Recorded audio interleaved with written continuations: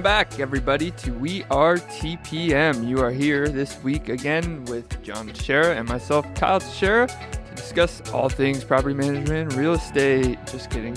We are here to discuss or continue our topic of the 9 concerns.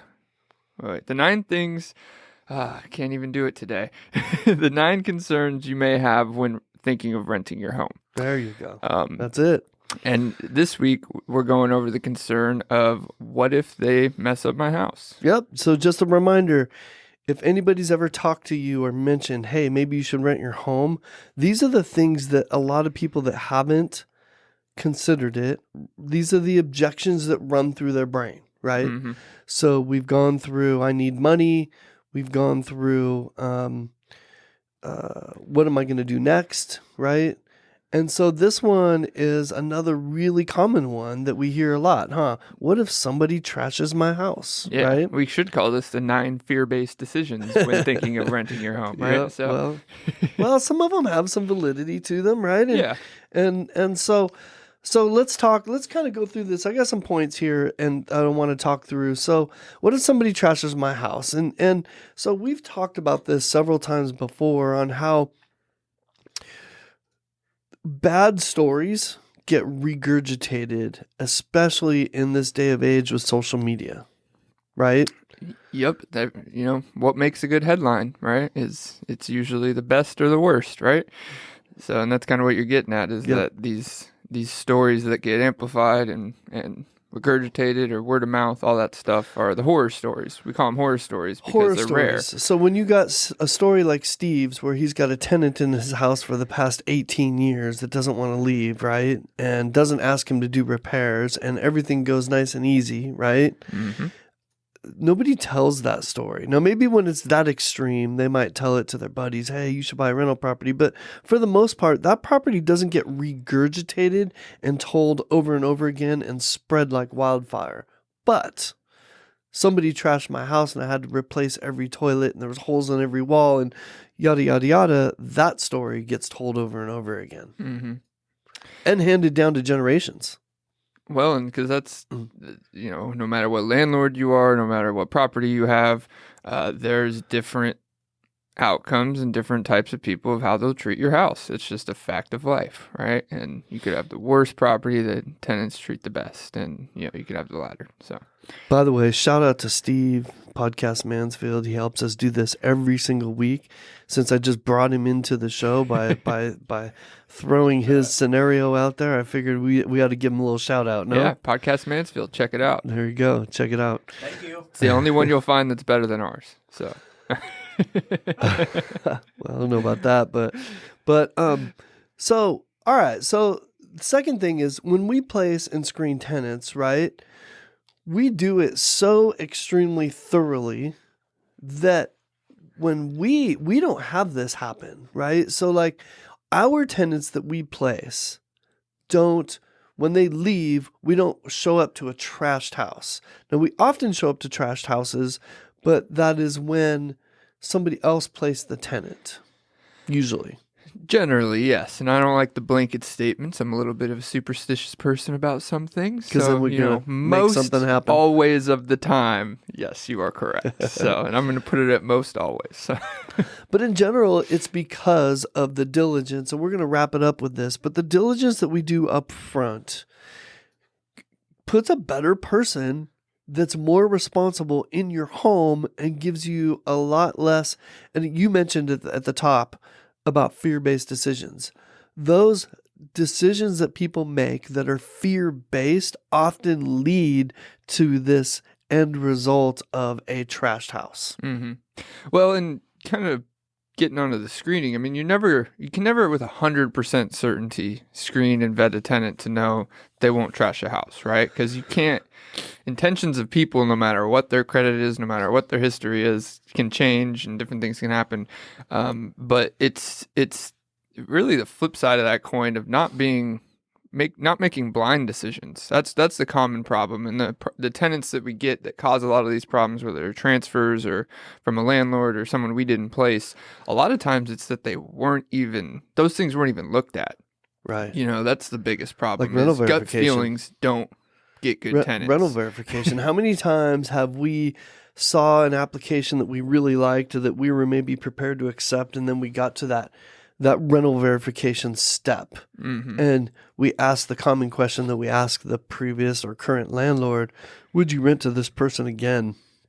And then you find out, no, I wouldn't rent to them again. They've trashed the house and they're late 4 times out of the last year. Well, that was a piece of due diligence that a lot of people, a lot of property managers even don't do, especially if they're looking at a good application that has good verifiable income, maybe good, decent credit. Everything else checks out. That's the piece that people typically look over and don't do. Mm-hmm. Yeah, no, I've said it before, gut feelings are not due diligence.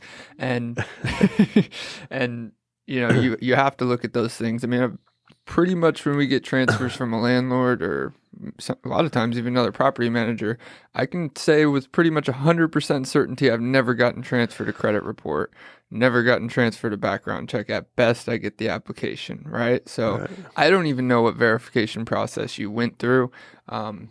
And once we have a tenant, we have to respect the tenant rights and see that through the end of the lease and, try to uphold the situation best we can. But, and eventually when a new tenant gets placed, that tenant will be under our standards. Right? And that's when we start to see those problems go away, because they aren't only verified, they're held to a standard, which is important. They know from the get-go the expectations of us.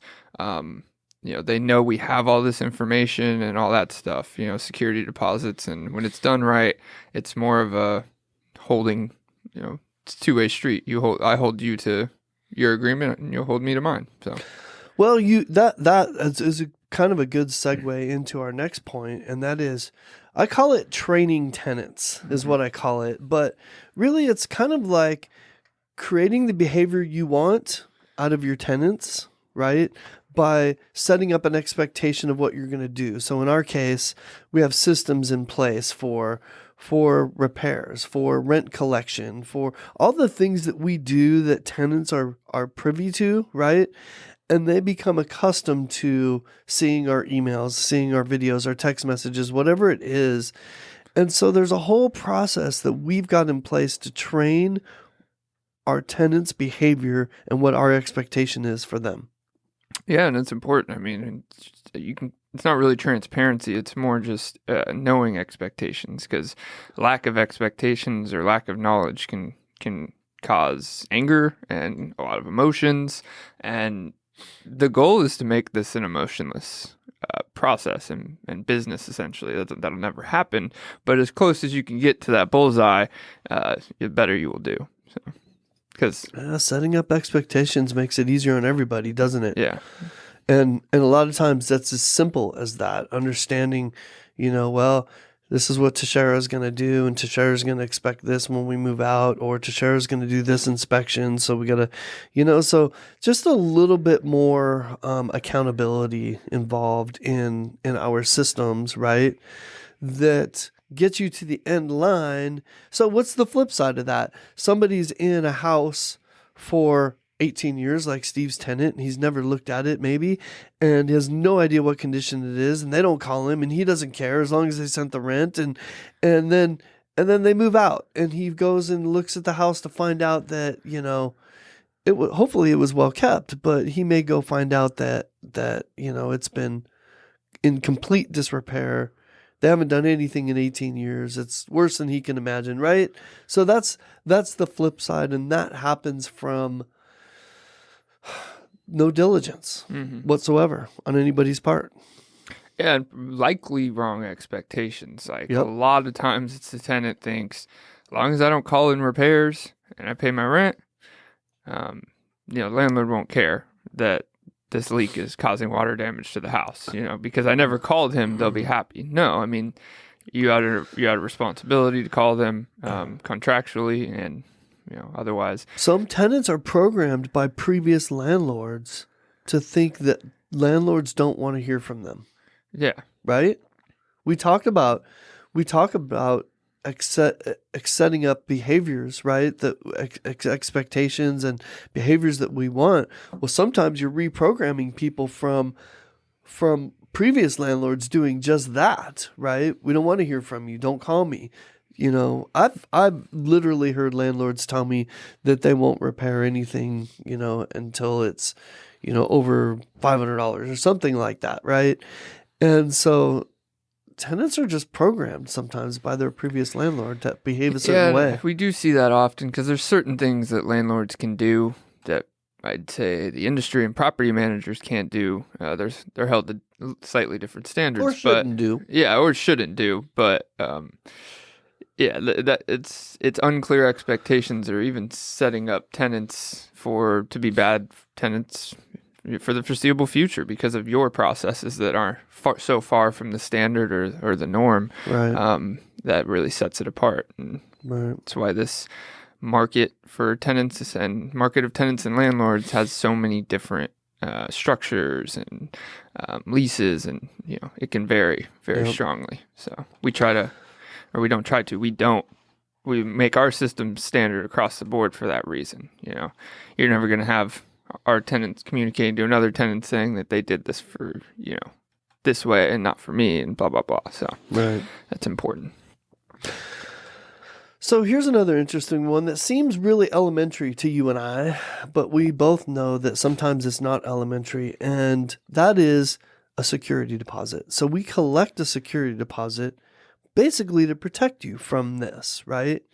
Now, if it is going to cost you $12,000 to repair, it's kind of extreme, right? But if it's going to cost you that much money to repair the damage a tenant does, a security deposit isn't going to cover that whole thing, right? Mm-hmm.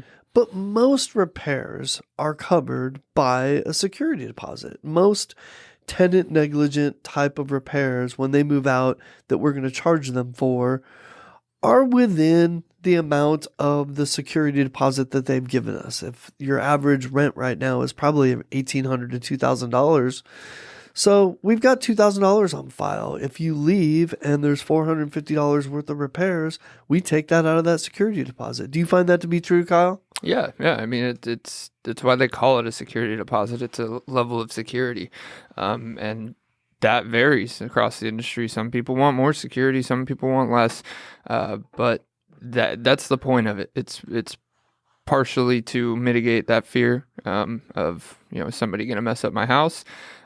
You'll never 100% certainty know that won't happen, but that's why this is an investment, and all investments have risk. So I mean, a very simple answer is, if you want no risk, don't invest. Well, or in life. Or what I like to say about our service is we create certainty for our clients. And that's really what our job is. There's a lot of uncertainty in what we do, but because we do it in a very systematic way and we have a lot of experience, a lot of knowledge in regards to what we're doing every day, we take that uncertainty out, and we give that investor a level of certainty. So, the security deposit, there's been times, Kyle, for the most part, we take 1 month's rent for a security deposit, right? So if we're renting something for $2,200 a month, we collect $2,200 and put it aside for that security deposit. Now, there's times when maybe there's one yellow flag in the application, but we decide to take it with the owner's consultation, right? And it's like, you know what? All of these things check out, but there's this one thing that just doesn't check our box. And if we're going to move forward, sometimes we decide to move forward with an additional security deposit. So because we like everything that we see on the application and we don't have anything better, right? And so we choose to take this application, but with a higher security deposit. Those are the kinds of decisions that you can make as a landlord. Yeah, you can. And it just provides bigger security of maybe if there's a higher risk, Risk reward. Yeah. And I think one thing this concern usually doesn't bring up or get acknowledged is these tenants are living in the house And I'd say most people don't want to live in a damaged house, right? Or care about the house, how the house looks. I mean, it's the home they live in. So when you look at it from the other side, most people don't want to intentionally damage the house they live in. I'm not saying those people don't exist or that things don't happen, but it's from the other end of the coin of Right. these people live in this home. Right. So it's probably not their intention to mess it all up. Right. So. Right. And sometimes, to your point, they don't know any better. They don't know what they're doing. They don't realize that they're letting something go. And sometimes things are happening behind furniture and they don't even know it until they move out. You know, that I get it. Another great point is in this topic about security deposit is, what do we do for pets, right? For additional security deposit for pets, pet screening. There's a lot that we do regarding that that most people probably don't do. It's very true. I mean, you just mentioned pet screening, and most people would be like, what are you talking about? So, yeah, we screen the actual pets because there's methods to do that, and it can give you risk factors, just like screening tenants can give you risk factors. And you take additional deposits for pets because, you know, they can cause damage to the home, but that are usually, in our case, non-refundable, right? Yeah, definitely. In most cases, they're non-refundable, or there's non-refundable and a refundable part, or whatever it may be, or pet rent, or you know, all that stuff.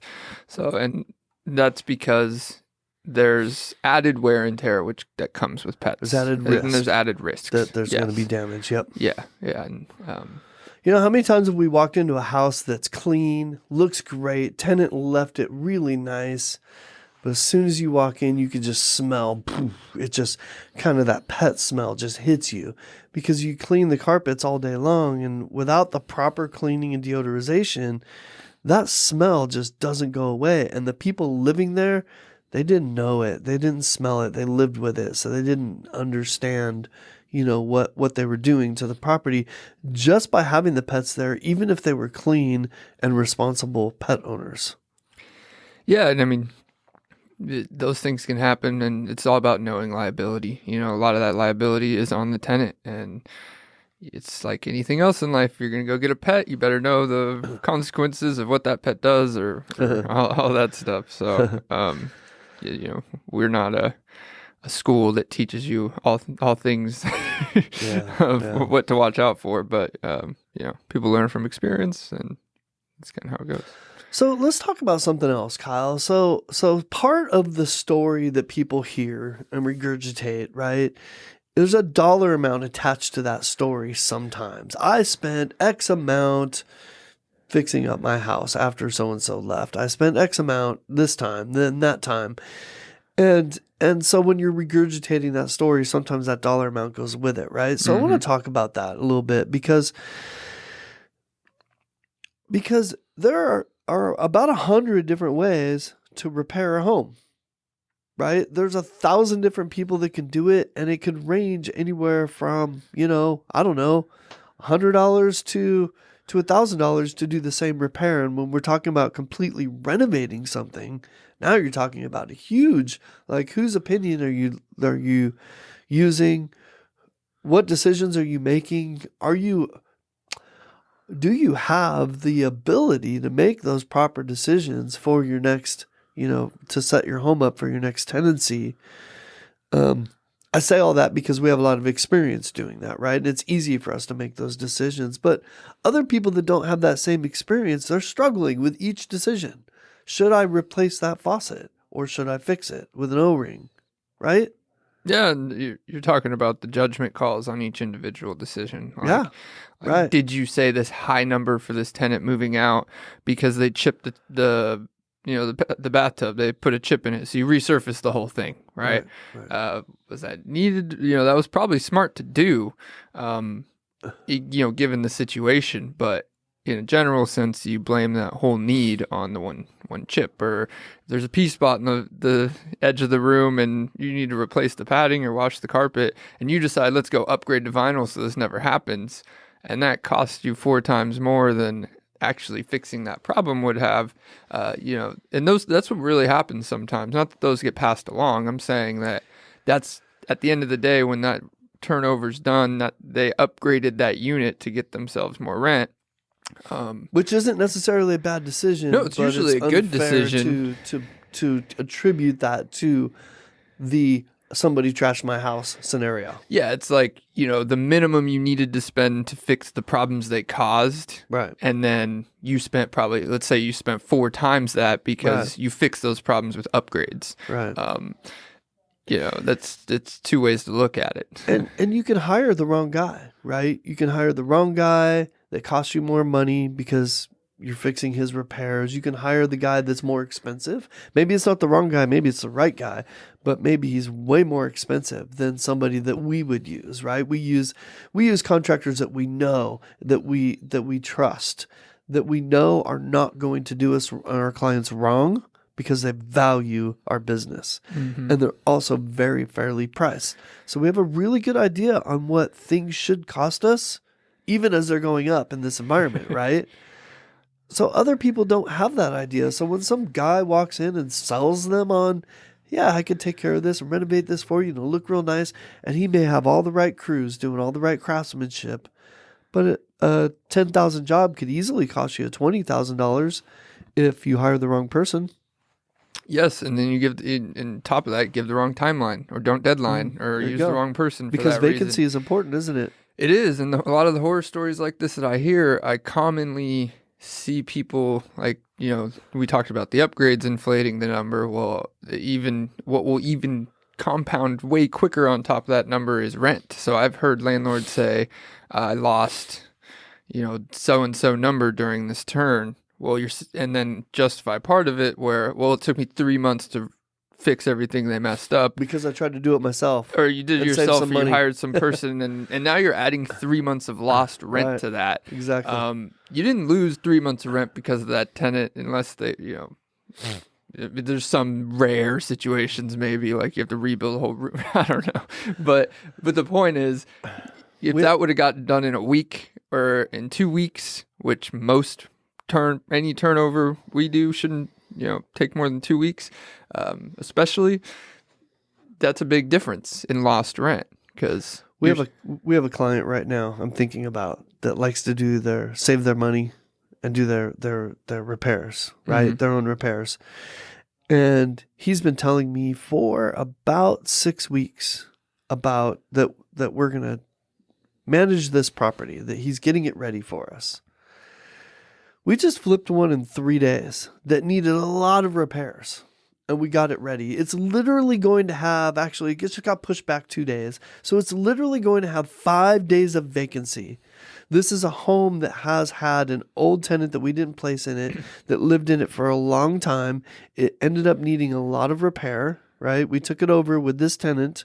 We knew it was going to need a lot of repair. 5 days vacancy. And I've got this investor who thinks he's saving money because he's doing it himself. He's been working on this house that I don't think needed that much repair at all. He's been working on it for, I don't know, let's say 4 to 6 weeks. He's been telling me, you're going to take this over. And I keep asking him every time I talk to him, hey, that place ready yet? No, still got another few days, few weeks, whatever it is. And well, it's a math game, right? Because that happened to us earlier last year. Was we even got the quote for the renovation and we're going to do it. That probably would have taken a week. Turns out homeowner decided to do it themselves. Took 4 months because of the price of the estimate. Well, I'm like, 4 months of rent would have more than paid for that 4 months renovation of rent, estimate. taxes, insurance, utilities. Well, and how much money did you throw out of your pocket at your mortgage during 4 months? Right, that's what I'm saying. They're both money out of your pocket. So add the total cost of what it costs to own a home and keep it vacant. It's a lot more than people realize, and vacancy times are how you save money a lot of times on this, along with choosing the right contractor, right? Mm-hmm. They're both very important, but that's kind of where we come in. That's kind of where our expertise comes in, because we're able to do that for our clients.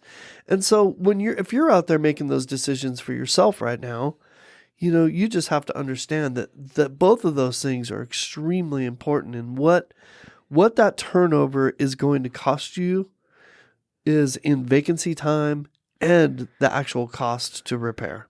Yeah, that's not even taking into account most people don't try to do it themselves, but you do it yourself. Now you're talking labor and your own time, or your own time to do that labor and materials and all that. The value of my time is really high. If I'm out there throwing a hammer, man, I'm spending a lot of money. If I really put the value of what my time costs me, right? Have you ever done that, Kyle? Yeah, and I mean, I've renovated my own house to be a rental, but I did it over a time period that I lived in it. On your free time. When I got my new house and needed to move, I hired contractors, so I had that thing rented out within 2 weeks, because that was a time consideration that needed to get done. So, but that experience helped you make that decision. So the experience of doing it the first time helped you realize that, you know what, I should just hire somebody. Well, yeah, that and what we talk about and doing this for years and all that. It wasn't really a decision or a thought in my head, but that's because because I know that the time was more valuable than whatever the cost was going to be for that time period, so. I love it. Really good discussion, Kyle. I wanted to bottom line this because this is probably one of the more common, somebody's going to trash my house, right? How many times have we heard that? Kind of bottom line is that doesn't happen it happens to a very small percentage of people. And it especially doesn't happen the more due diligence you do up front, right? It's just like anything else. It does. And I like to say until it exceeds your security deposit, say a lot of people think that somebody trashed their house. Well, if it's dirty and needs a deep cleaning, and it's a little gross or whatever when you walk in, those things are cleanable, and usually small repairs and all that stuff, perspective usually is a lot different than cost, right? Sometimes cleaning is trashing some my things house. that look awful are cheap, right. And some things that don't look so bad That's a great point. are very expensive, right? That's a great point. So it's really not even if they mess up your house or there's repairs or turnover costs, it's until it's when it exceeds the security deposit, right? Because until it exceeds the security deposit, all those repairs are getting paid for and expensed out of that security deposit, right? It doesn't change your bottom line. So that's even more rare is I guess what I'm saying. It would be like if you walked in the front door and you're in the living room now and the ceiling fan is coming out of the ceiling, you would immediately have this perception that the house is trashed. Mm-hmm. If there's nothing else wrong with the house except for that, your perception is somebody trashed my house, and that ceiling fan literally is going to cost you $100 to replace. Yeah. And part of this question that's even, the perspective is, what if somebody trashes my home? It's not your home anymore. So, and generally this is when it's coming from your investment. Home. Exactly. Yeah, it's your investment. Exactly. So, and I say it in that way, not to be careless, but that it can be fixed and continue to be your investment, right? Mm-hmm. Now, if someone came in with a bat into your house that you live in and trashed it and threw crap at the walls or whatever, you'd be a lot more upset. So Kyle, people can expect there to be repairs to be done on an ongoing basis on their homes when they're renting them, right? And during turnover, right? Mm-hmm. It's inevitable. So we are not sitting here trying to say that that's not going to happen to you. The person we're talking to right now is the person that thinks that somebody is just going to completely trash their house with holes in the walls. Everything's going to need to be replaced, right? That's the mindset that we're talking to right now. There's absolutely going to be repairs. We were just doing an analysis for one of our clients before we came here for 2021 and what percentage of repairs to income that they're having to do. And that's a good analysis to do, and understanding what the industry thinks is fair for that and how you're doing compared to that is an important analysis to do. And that's a real thing. We're not discounting that. We're not saying that doesn't exist. Yeah. I mean, it is a real thing. It's just, like everything we talk about, it's a investment decision. And we're talking about one of the concerns and fear-based decisions that'll stop you from making a good decision. And telling yourself that it's a bad one. When it's not, will love it. somebody trash my house isn't the reason you should be not renting your home. I'm not saying there's not other ones, but that's not the one you should start and end with. Is probably the main point we're getting at. This has been a fun series, Kyle. Just kind of talking through some of the things that we hear, like on a regular, some of the objections we hear on a regular basis.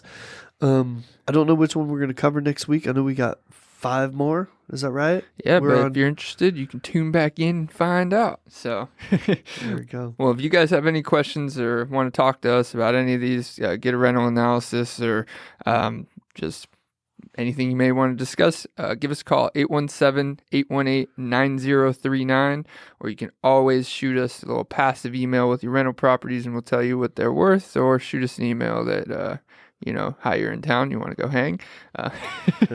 What is that email address? What? Oh, I'm sorry. What Go is ahead. the email? What is that Show email? me the money at wearetpm.com. That is Show me the money at wearetpm.com. I just want to say the show me the money part. Show me the money.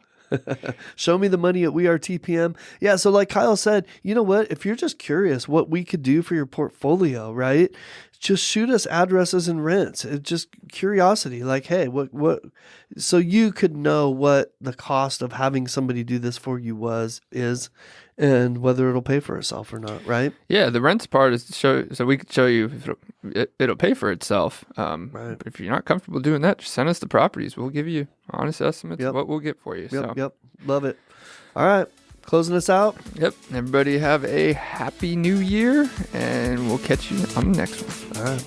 Peace out.